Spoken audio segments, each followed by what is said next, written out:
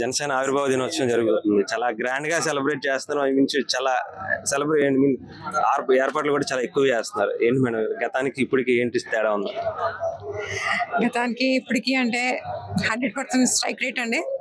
పవన్ కళ్యాణ్ కృషి అన్ని కలుపుకుని ఈ పండగ వాతావరణం అనేది జరుగుతుంది.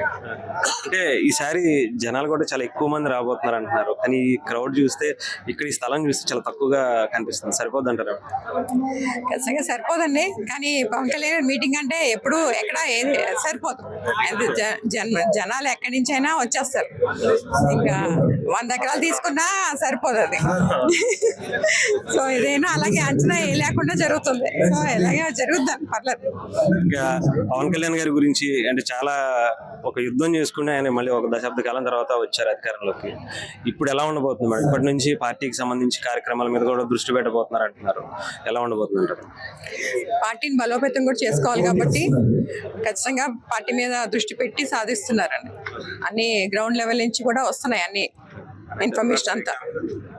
మీరు కూడా నెక్స్ట్ ఇప్పుడు దీనికి సంబంధించి ఏమన్నా కాన్స్టిట్యున్సీ తీసుకోవడం కానీ ఏమన్నా చేస్తున్నారా మేడం సార్? నేను ఇంకా ఏమీ అనుకోలేదండి. యాక్టివ్ గానే ఉన్నాను. పార్టీ పరంగా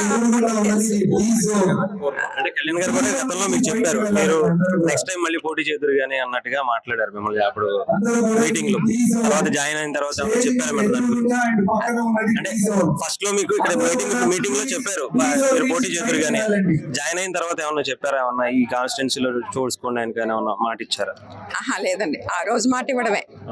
ఆ రోజు మేము అడగలేదు. ఆయన అనౌన్స్ చేస్తున్నట్టు కూడా మాకు తెలియదు. సో ఖచ్చితంగా ఇస్తారని నేను వెయిట్ చేస్తున్నాను అంతే. రెడీగా ఉన్నారా మేడం మీరు కూడా? ఇంకా రెడీగానే ఉన్నారు. ఎప్పుడు ఇస్తారా, ఎప్పుడు వరకు ఇస్తారా చూసుకొని ఇంకా స్పీడ్ అవుదామని ఉన్నారు. ఇప్పుడు మీరు ఇప్పుడున్నటువంటి రాజకీయ పరిస్థితుల్లో చూడాలి, ప్రతి విమర్శలు చేసుకుంటా ఉంటారు, వ్యక్తిగతాలుగా వెళ్తున్నారు. ఇవి మళ్ళీ మీకు వంట పడతాయా మేడం? మరి మీరు వాటిని తట్టుకోగలుగుతారా?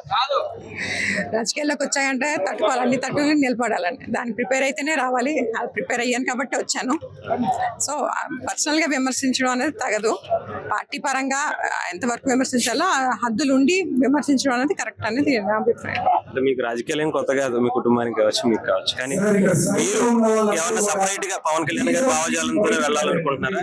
మీ కుటుంబ నేపథ్యం నుంచి చూపించి ఏమన్నా వెళ్ళాలనుకుంటున్నారా? పార్టీ పరంగానే వెళ్ళాలనుకుంటున్నాను.